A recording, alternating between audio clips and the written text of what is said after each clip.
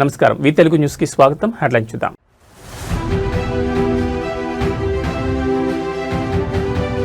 AP inter విద్యార్థులకు alert. రేపటి నుంచే పరీక్షలు. 1 మినిట్ రూల్ పై విద్యాశాఖ సీరియస్.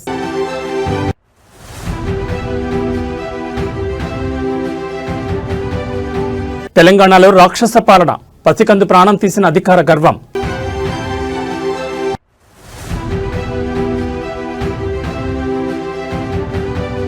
కర్ణాటకలో లోకాయుక్త మెరుపుదాడి. 5 లక్షల లంచం తీసుకుంటూ రెడ్ హ్యాండెడ్ గా చిక్కిన బీజేపీ ఎమ్మెల్యే.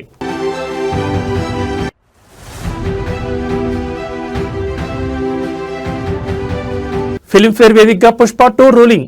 ఉత్తమ నటుడిగా icon star Allu Arjun record. Sukumar magic.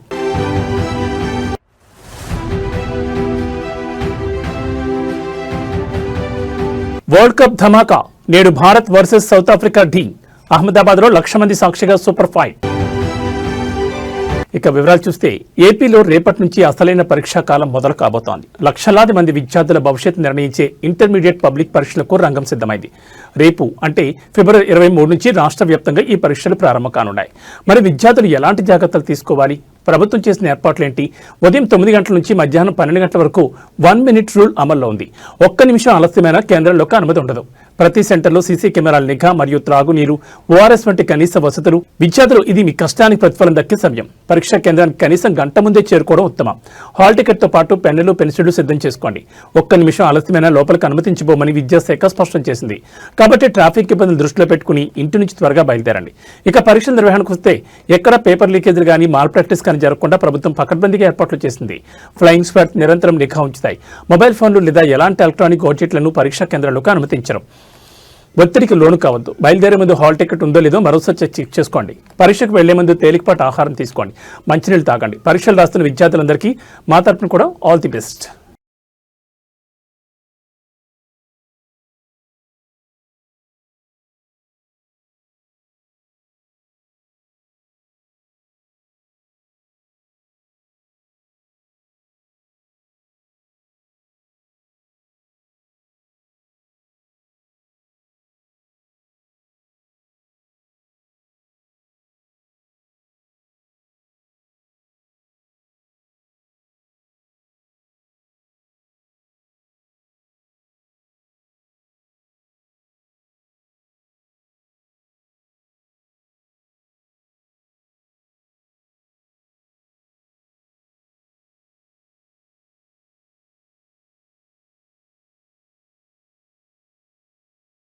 Andhra Pradesh digital చరిత్రలో నేడు మరో మైలురాయి పడబోతోంది. పల్లెపల్లెకు హైస్పీడ్ ఇంటర్నెట్ చేరడమే లక్ష్యంగా రాష్ట్ర ప్రభుత్వం అడుగులు వేస్తోంది. గ్రామీణ ప్రాంతాల్లో ఇంటర్నెట్ విప్లవాన్ని తీసుకొచ్చే భారత్ నెట్ ప్రాజెక్టుపై నేడు కీలక ఒప్పందం జరగనుంది. ముఖ్యమంత్రి చంద్రబాబు నాయుడు, కేంద్ర టెలికమ్యూనికేషన్ శాఖ మంత్రి జ్యోతిరాదిత్య సింధియా సమక్షంలో ఈ చారిత్రాత్మక కార్యక్రమం నిర్వహించనున్నారు.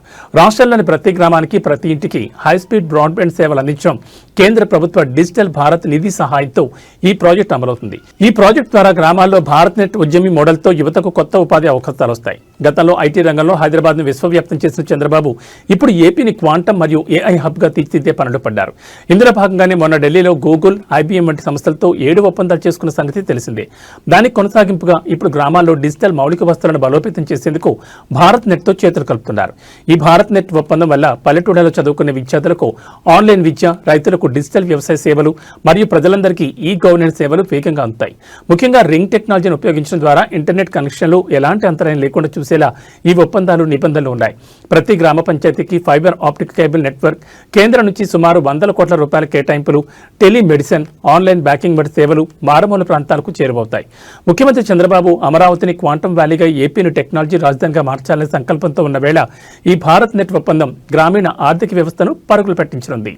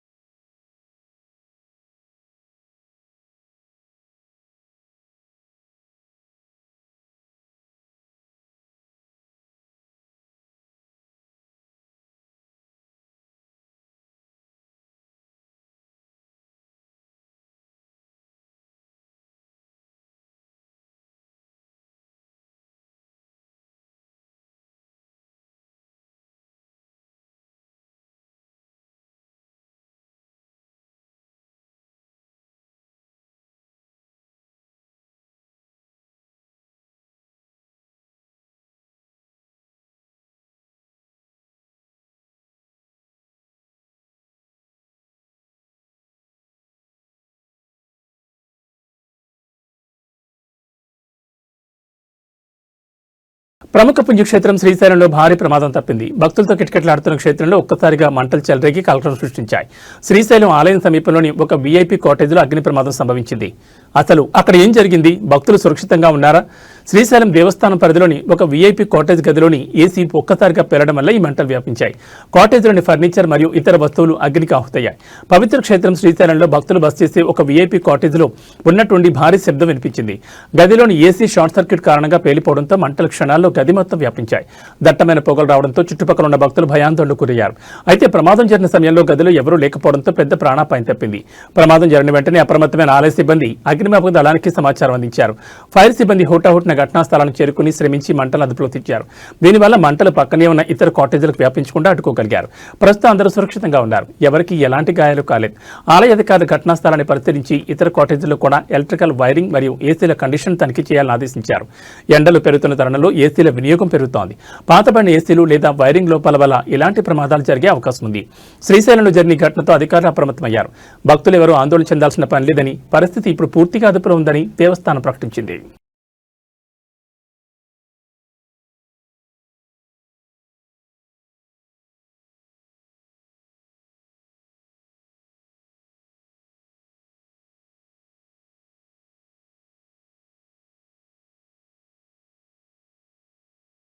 తెలంగాణ సమాజం తలదించుకోవాల్సిన భయంకరమైన ఘటన వెలుగులోకి వచ్చింది. అధికారం ఇచ్చి గద్దెనెక్కిస్తే ఆ అధికార మదంతో కళ్లు మూసుకుపోయిన కొందరు నాయకులు సామాన్య ప్రాణాలతో చెలరేగిపోతున్నారు. కుమ్మెర మల్లన్న స్వామి జాతరకు విచ్చేసిన ఒక కుటుంబంపై కాంగ్రెస్ నాయకులు జరిపిన విచక్షణరహిత దాడి ఇప్పుడు రాష్ట్ర వ్యాప్తంగా కలకలం సృష్టిస్తోంది. జాలి, దయ అన్న పదాలకు తావు లేకుండా 2 నెలల పసికందను కూడా చూడకుండా కాలితో తన్ని ప్రాణం తీసిన వైనం సభ్య సమాజాన్ని ఉలిక్కిపడేలా చేస్తోంది. రేవంత్ సర్కార్ అంటేనే రాక్షస పాలనని విపక్షాలు విమర్శిస్తున్న వేళ ఈ ఘటన ఆ విమర్శలకు బలాన్ని చేకూరుస్తోంది. ఓటు వేసేదాకా ప్రజల కాళ్ల పట్టుకుని అధికారం రాగానే అదే ప్రజలను చులకనగా చూస్తూ పైశాచిక ఆనందం పొందుతున్నారా? సామాన్య ప్రజలపై తమ ప్రతాపాన్ని చూపెడుతూ మానవత్వ విలువలను గాలి కుదిలేస్తారా? అధికారం శాశ్వతం కాదని, ప్రజలు తగిన గుణపాఠం చెప్తారని అధికార పార్టీ నాయకులు గ్రహించాలి. ఈ ఘోర కలిపై బీజేపీ తీవ్రస్థాయిలో మండిపడుతోంది. ముక్కుపచ్చలారని పసికందు మరణం అత్యంత విచారకరమని, ఆ బిడ్డ ఆత్మకు శాంతి కలగాలని కోరుతూ బాధితులకు తమ మద్దతు ప్రకటించింది. బాధితులకు న్యాయం జరిగే వరకు బీజేపీ వారి పక్షాన నుండి పోరాడుతుందని స్పష్టం చేసింది. అధికారులు అండ చూసుకుని విర్రవీగుతున్న నాయకులపై కఠిన చర్యలు తీసుకోవాలని డిమాండ్ చేస్తోంది. తెలంగాణ గడ్డపై ఇలాంటి పైశాచిక కృత్యాలకు తావులేదు. ప్రజాస్వామ్యంలో ప్రజలే యజమానులని మర్చిపోయి ప్రవర్తించే నాయకులకు కాలమే సమాధానం చెప్తుంది.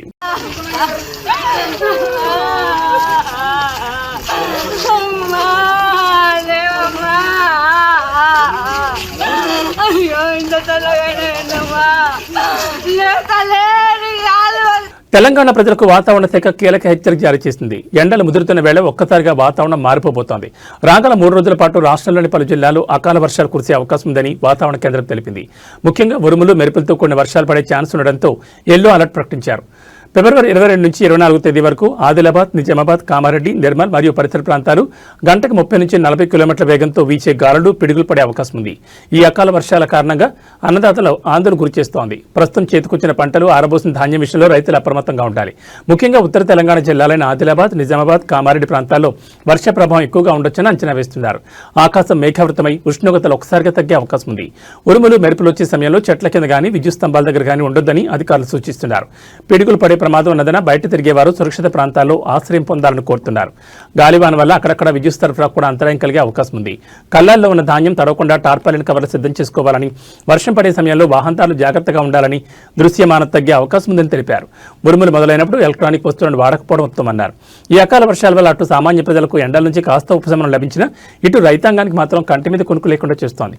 వాతావరణంలో వస్తున్న మార్పులను గమనిస్తూ ఎప్పటికప్పుడు అప్రమత్తంగా ఉండాలని అధికారులు సూచిస్తున్నారు.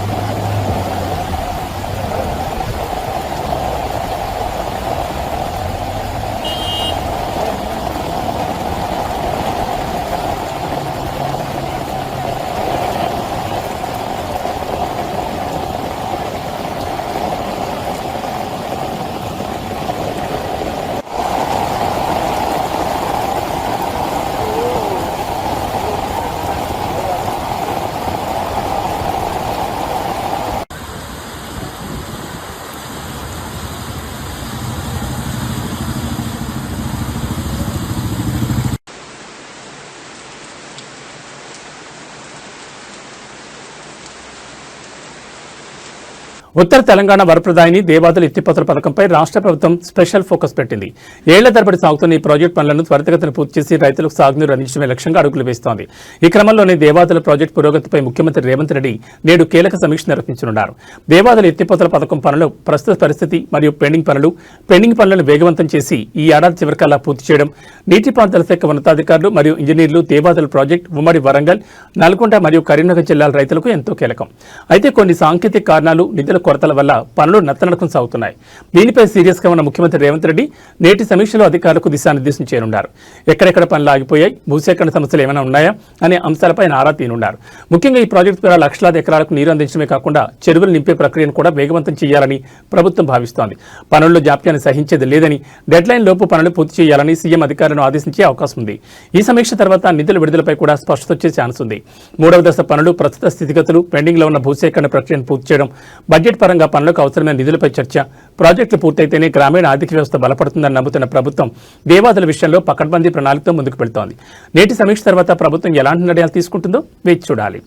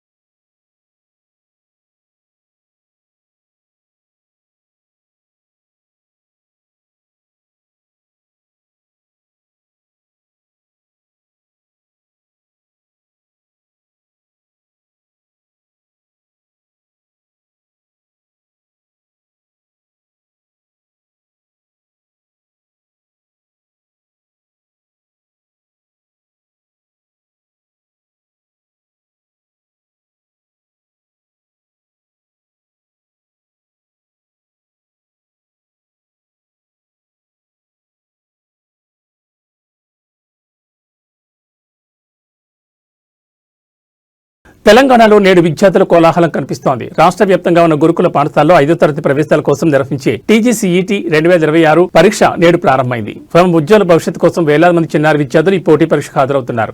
TGCET 2026 రాష్ట్రంలోని SC, ST, BC మరియు జనరల్ గురుకుల పాఠశాలలో 5వ తరగతి ప్రవేశాల కోసం ఉదయం 11 గంటల నుంచి మధ్యాహ్నం 1 గంట వరకు రాష్ట్రంలోని వందలాది కేంద్రాల్లో ఈ పరీక్ష జరుగుతుంది. ప్రభుత్వ గురుకులాల్లో లభించే నాణ్యమైన విద్య, ఉచిత వసతి సౌకర్యాల కోసం ఏటేటా పోటీ పెరుగుతోంది. ఈ ఏడాది కూడా రికార్డు స్థాయిలో విద్యార్థులు దరఖాస్తు చేసుకున్నారు. పరీక్షా కేంద్రాల వద్ద ఎలాంటి ఇబ్బందులు కలగకుండా అధికారులు అన్ని ఏర్పాట్లు పూర్తి చేశారు. ముఖ్యంగా విద్యార్థులకు త్రాగునీరు మరియు నీడ వంటి కనీస వసతులను కల్పించారు. చిన్నారులు తొలిసారిగా రాస్తున్న పెద్ద పరీక్ష కావడంతో పరీక్షా కేంద్రాల వద్ద తల్లిదండ్రుల సందడి కూడా ఎక్కువగానే కనిపిస్తోంది. ఇప్పటికే పరీక్ష ప్రారంభమైంది. విద్యార్థులు ప్రశాంతంగా తమ సమాధానాలు గుర్తిస్తున్నారు. పరీక్షా కేంద్రాల వద్ద పోలీసులు భారీ బందోబస్తు నిర్వహించడమే కాకుండా ఎక్కడ ఎలాంటి అవాంఛనీయ సంఘటనలు జరగకుండా నిఘా ఉంచారు. తెలుగు, ఇంగ్లీష్, గణితం మరియు పరిసరాల విజ్ఞానం నుంచి ప్రశ్నలు OMR షీట్ పద్ధతిలో ఆబ్జెక్టివ్ తరహాలో పరీక్ష జరుగుతోంది. పరీక్ష పూర్తయిన కొన్ని వారాల నుండి ఫలితాలను ప్రకటించి మెరిట్ ఆధారంగా సీట్లు కేటాయించనున్నారు.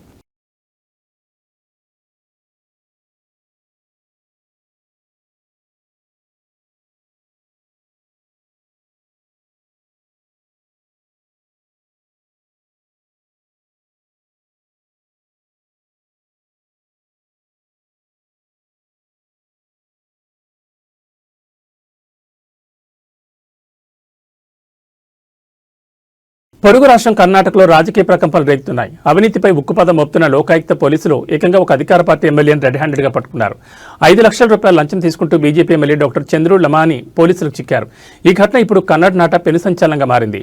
డాక్టర్ చంద్రు లమాని సిరహట్టి నియోజకవర్గ బీజేపీ ఎమ్మెల్యే 5 లక్షల రూపాయల నగదు లంచం తీసుకుంటుండగా పట్టుబడ్డారు. లోకాయుక్త పోలీసులు గదర్ జిల్లాలోని సిరహట్టి నియోజకవర్గ ఎమ్మెల్యే చంద్రు లామాని ఒక పని కోసం 5 లక్షల రూపాయలు డిమాండ్ చేసినట్లు సమాచారం. బాధితులు లోకాయుక్త పోలీసులను ఆశ్రయించడంతో వారు పకడ్బందీగా ప్లాన్ వేశారు.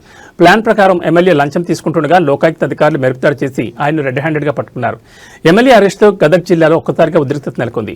నియోజకవర్గ అభివృద్ధి పనుల్లో లేదా ఇతర సివిల్ వ్యవహారాల్లో ఈ లంచం డిమాండ్ చేసినట్లు ప్రాథమిక విచారణలో తెలుస్తోంది. ఇప్పటికే ఆయన కార్యాలయం మరియు నివాసంలో లోకాయుక్త పోలీసులు సోదాలు నిర్వహిస్తున్నారు. అవినీతి ఆరోపణలతో ఎమ్మెల్యే చిక్కడం బీజేపీకి పెద్ద తలనొప్పిగా మారింది. ఎమ్మెల్యేను అదుపులోకి తీసుకున్న పోలీసులు ఆయన కోర్టులో ప్రవేశపెట్టేందుకు సిద్ధమవుతున్నారు. ఈ ఘటనపై ప్రతిపక్షాలు బగ్గుమంటున్నాయి. ప్రభుత్వంలోని అవినీతికి ఇది నిదర్శనమని విమర్శిస్తున్నాయి. లంచంగా తీసుకున్న నగదును పోలీసులు స్వాధీనం చేసుకున్నారు. ప్రజాప్రతినిధులు ఇలా లంచాలకు అలవాటు పడితే సామాన్యుల పరిస్థితి ఏంటన్న ప్రశ్నలు తలెత్తుతున్నాయి. డాక్టర్ చంద్రు లామాని అరెస్ట్ వ్యవహారం కర్ణాటక రాజకీయాల్లో ఎలాంటి మలుపు తిరుగుతుందో చూడాలి మరి.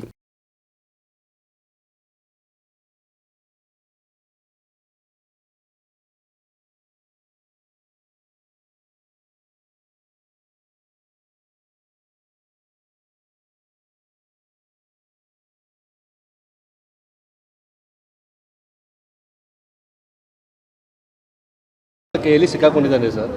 ಬಿಜೆಪಿ ಶಾಸಕ ಗೊತ್ತಿಲ್ಲ, ಟಿವಿನಲ್ಲಿ ನೋಡಿದೆ. ಹಾಂ ಸರ್, ನೋಡ್ಬಿಟ್ಟು ಹೇಳ್ತೀನಿ ನಾನು. ಅಂದ್ರೆ ರಾಜ್ಯದಲ್ಲಿ ಲಂಚಾವತಾರ ಇದೆ ಅಂತ ಬಿಜೆಪಿ ಆರೋಪ ಮಾಡ್ತಾ ಇದ್ರು. ಈಗ ಅವ್ರ ಶಾಸಕರು ಈಗ 5 ಲಕ್ಷ ರೂಪಾಯಿ ಪಡೆಯುವ ಸಿಕ್ಕಾಕೊಂಡಿದ್ದಾರೆ ಸರ್ ಶಿರಟ್ಟಿಯಲ್ಲಿ. ಅದು ಲೋಕಾಯುಕ್ತಕ್ಕೆ ಹೌದು ಸರ್ ಸಿಕ್ಕಾಕೊಂಡಿದ್ದಾರೆ. ಈಗ ಏನು ಹೇಳ್ತಾರೆ ಅವರು ಹೇಳ್ಬೇಕಲ್ಲ. ಬೇರೆಯವ್ರ ಮೇಲೆ ಲಂಚದ ಆರೋಪ ಮಾಡೋದು ಸುಲಭ, ಆದರೆ ಅವರು ಬಿಜೆಪಿ ಶಾಸಕರು ಸಿಕ್ಕಾಕೊಂಡಿದ್ದಾರೆ. ಅದರಿಂದ ಲೋಕಾಯುಕ್ತ ತನಿಖೆ ಮಾಡಲಿಕ್ಕೆ ನಾವು ಯಾರು ಅಡ್ಡ ಬರೋಲ್ಲ. ಲೋಕಾಯುಕ್ತ ಏನು ತನಿಖೆ ಮಾಡ್ತಾರೆ ಅದು ಮಾಡಲಿ, రాజకీయವಾಗಿ ఆమె మాట్లాడుతుంది. భారత ఎన్నికల సంఘం దేశవ్యాప్తంగా ఓటర్ల జాబితాపై భారీ ప్రక్షాళన చేపట్టింది. ఎన్నికలు సమీపిస్తున్న తరుణంలో నకిలీ ఓట్లు మరియు అర్హతలేని ఓట్ల ఎరువేతపై ఈసీ ఉక్కుపాదం మోపింది. దేశంలోని 9 రాష్ట్రాలు మరియు కేంద్రపాలిత ప్రాంతాల్లో చేపట్టిన స్పెషల్ ఇంటెన్సివ్ రివిజన్ ప్రక్రియ ముగిసింది. అయితే ఈ ప్రక్రియలో వెల్లడైన గణాంకాలు ఇప్పుడు చర్చనీయాంశంగా మారాయి. ఏకంగా 1,70,00,000 మంది ఓటర్లను జాబితా నుంచి తొలగించినట్లు ఎన్నికల సంఘం ప్రకటించింది. సుమారు 1.70 కోట్లు 9 రాష్ట్రాలు మరియు కేంద్రపాలిత ప్రాంతాలు స్పెషల్ ఇంటెన్సివ్ రివిజన్ ఓటర్ల జాబితా ప్రత్యేక సవరణ. అసలు ఇంత భారీ స్థాయిలో ఓట్లను ఎందుకు తొలగించారు? దీనిపై ఎన్నికల సంఘం స్పష్టత ఇచ్చింది. మరణించిన వారు, శాశ్వతంగా వేరే ప్రాంతాలకు వలస వెళ్లిన వారు మరియు ఒకే వ్యక్తి పేరు మీద ఒకటి కంటే ఎక్కువ చోట్ల ఉన్న డూప్లికేట్ ఓట్లను గుర్తించి జాబితా నుంచి తొలగించారు. ఎన్నికల ప్రక్రియలో పారదర్శకత పెంచేందుకు అర్హులైన వారికి ఓటు హక్కు ఉండేలా చూడడం కోసం ఈ కఠిన నిర్ణయం తీసుకున్నట్లు ఈసీ వెల్లడించింది. ముఖ్యంగా ఎన్నికల సమయంలో ఓటు హక్కు కోల్పోయామని ఆందోళన చెందకుండా ఉండాలంటే ప్రజలు తమ ఓటు భద్రంగా ఉందో లేదో ముందే చెక్ చేసుకోవాలి. ఒకవేళ పొరపాటున అర్హులైన వారి ఓట్ల తొలగింపునకు గురైతే తిరిగి దరఖాస్తు చేసుకునే అవకాశం కూడా ఉంటుంది. ఆధార్తో ఓటర్ కార్డును అనుసంధానించడం వల్ల ఇలాంటి డూప్లికేట్ ఓట్లను గుర్తించడం సులువైందని అధికారులు చెబుతున్నారు. చనిపోయిన వారి పేర్లు ఇంకా జాబితాలో ఉండడం, శాశ్వతంగా ఇల్లు మారి వేరే నియోజకవర్గాలకు వెళ్లిన వారు, ఒకే వ్యక్తికి 2 లేదా 3 చోట్ల ఓటు హక్కు ఉండడం ప్రజాస్వామ్యంలో ఓటు అత్యంత శక్తివంతమైన ఆయుధం. అలాంటి ఓటర్ల జాబితాలో అక్రమాలు జరగకుండా ఎన్నికల సంఘం తీసుకునే చర్యలు ఎంతవరకు సత్ఫలితాలు ఇస్తాయో చూడాలి. మరి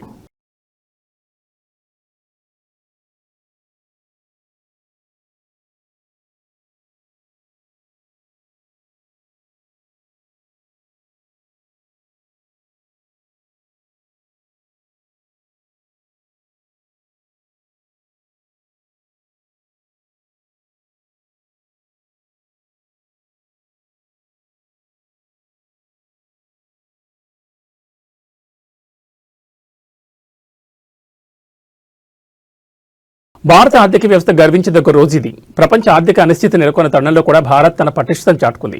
మన విదేశీ మారక ద్రవ్య నిల్వలు అంటే ఫారెక్స్ నిల్వలు మునిపెన్నడూ లేని విధంగా అత్యున్నత స్థాయికి చేరాయి. రిజర్వ్ బ్యాంక్ ఆఫ్ ఇండియా విడుదల చేసిన తాజా గణాంకాల ప్రకారం మన ఫారెక్స్ నిల్వలు $725.727 బిలియన్ల ఆల్ టైమ్ హై స్థాయిని తాకాయి. ఈ భారీ పెరుగుదలకు ప్రధానంగా విదేశీ కరెన్సీ ఆస్తులు తోడయ్యాయి. ఫిబ్రవరి 13తో ముగిసిన వారానికి గాను విదేశీ కరెన్సీ ఆస్తులు $3.55 బిలియన్లు పెరిగి $573.60 బిలియన్లకు చేరాయి. అదేవిధంగా అంతర్జాతీయ మార్కెట్లో బంగారం నిలకడగా ఉండడంతో మన దేశ బంగారం నిల్వల విలువలు కూడా దాదాపు $5 బిలియన్లు పెరిగి $128.46 బిలియన్లకు చేరుకుంది. అసలు ఈ ఫారెక్స్ నిల్వలు పెరగడం వల్ల సామాన్యులకు లాభం ఏంటి? ఫారెక్స్ నిల్వలు బలంగా ఉంటే రూపాయి విలువ స్థిరంగా ఉంటుంది. ఇది విదేశీ వాణిజ్యానికి, దిగుమతులకు ఎంతో కీలకం. ప్రస్తుతం ఉన్న నిల్వలు మన దేశానికి దాదాపు 11 నెలల దిగుమతులకు సరిపడా రక్షణ కవచంలా పనిచేస్తాయి. అంతర్జాతీయ పెట్టుబడిదారులకు కూడా భారత్ ఒక సురక్షితమైన దేశమనే నమ్మకాన్ని ఈ గణాంకాలు కలిగిస్తాయి. ప్రపంచ దేశాలు ఆర్థిక మాంద్యం భయంతో వణుకుతుంటే భారత్ మాత్రం $725 బిలియన్ల మైలురాయిని దాటి ఆర్థిక శక్తిగా ఎదుగుతోంది. ఇది కేవలం నంబర్ మాత్రమే కాదు, మన దేశ ఆర్థిక స్థిరత్వానికి నిదర్శనం చెప్పొచ్చు.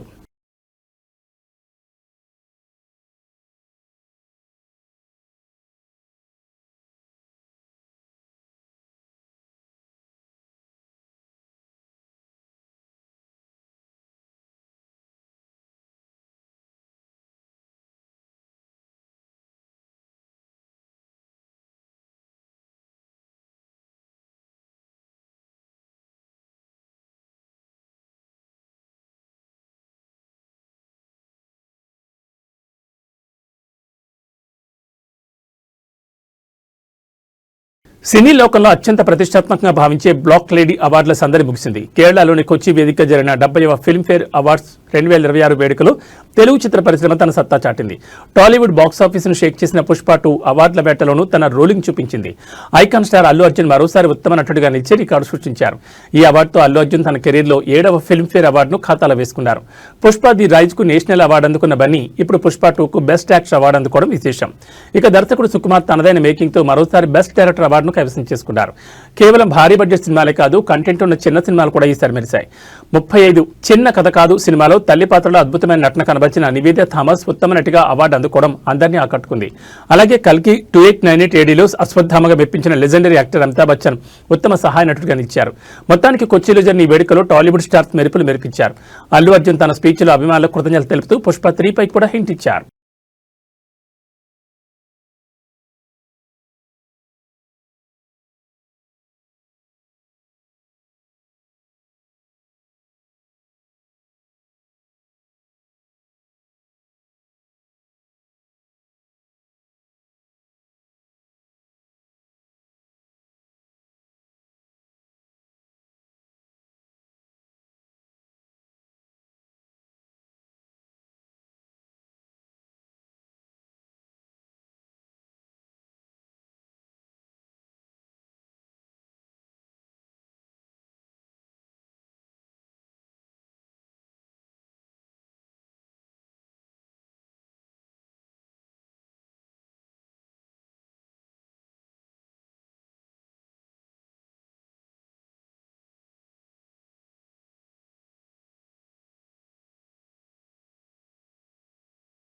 క్రికెట్ ప్రేమికులకు నేడు అసలైన పండుగ. టీ20 ప్రపంచ కప్ 2026 క్లైమాక్స్ చేరుకుంటోంది. సూపర్ 8 దశలో భాగంగా నేడు అసలైన సమరం జరగబోతోంది. ప్రపంచంలోని అతిపెద్ద క్రికెట్ స్టేడియం మన అహ్మదాబాద్లోని నరేంద్ర మోడీ స్టేడియం వేదికగా టీమిండియా సౌత్ ఆఫ్రికాతో తలపడనుంది. సెమీఫైనల్ బెత్తును ఖాయం చేసుకోవాలంటే భారత్కు ఈ గెలుపు అత్యంత కీలకం. గత ఏడాది వన్డే వరల్డ్ కప్ ఫైనల్లో చేజారిన టైటిల్ను ఈసారి టీ20 ఫార్మాట్లో ముద్దాడాలని రోహిత్ సేన కంకణం కట్టుకుంది. ఇప్పటి వరకు అజేయంగా దూసుకొస్తున్న భారత్ నేడు దక్షిణాఫ్రికా నుంచి గట్టి పోటీని ఎదుర్కొనుంది. Heinrich Klaasen, Quinton de Kock వంటి పవర్ హిట్లర్లతో సఫారీ టీం భయంకరంగా కనిపిస్తుంటే బుమ్రా యార్కర్లు, కుల్దీప్ స్పిన్ మాయాజాలంతో టీమిండియా వారిని కట్టడి చేసేందుకు సిద్ధంగా ఉంది. అహ్మదాబాద్ పిచ్ సాధారణంగా బ్యాటర్లకు స్వర్గధామం. 1,00,000కు పైగా ప్రేక్షకుల మధ్య మ్యాచ్ జరుగుతుండటంతో స్టేడియం మొత్తం ఇండియా నినాదాలతో హోరెత్తనుంది. టాస్ గెలిచిన జట్టు మొదట బ్యాటింగ్ చేసి భారీ స్కోర్ సాధించాలని భావిస్తోంది. విరాట్ కోహ్లీ ఫామ్, సూర్యకుమార్ యాదవ్ 360 డిగ్రీల షాట్లపై కోట్లాది మంది ఆశలు పెట్టుకున్నారు.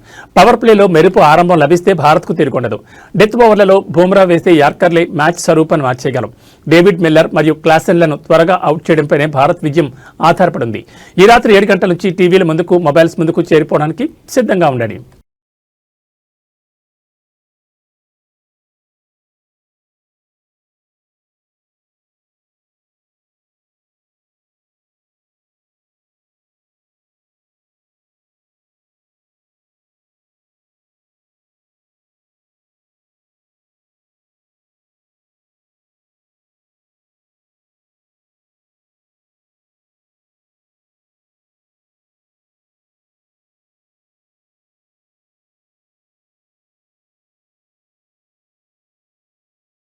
ఇక బులెటిన్ ముగించే ముందు హెడ్లైన్స్ మరోసారి.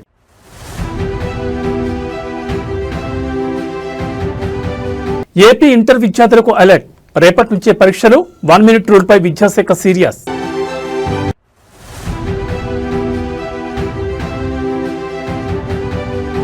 తెలంగాణలో రాక్షస పాలన.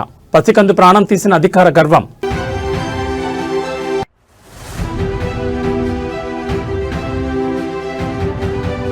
కర్ణాటకలో లోకాయుక్త మెరుపుదాడి. 5 లక్షల లంచం తీసుకుంటూ రెడ్ హ్యాండెడ్ గా చిక్కిన బీజేపీ ఎమ్మెల్యే.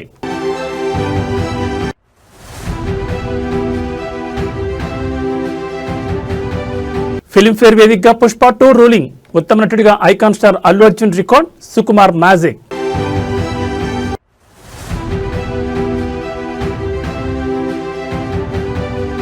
వరల్డ్ కప్ ధమాకా. నేడు భారత్ వర్సెస్ సౌత్ ఆఫ్రికా ఢీ. అహ్మదాబాద్లో 1,00,000 మంది సాక్షిగా సూపర్ ఫైట్. ఇవి బులెటిన్ విశేషాలు. నమస్కారం.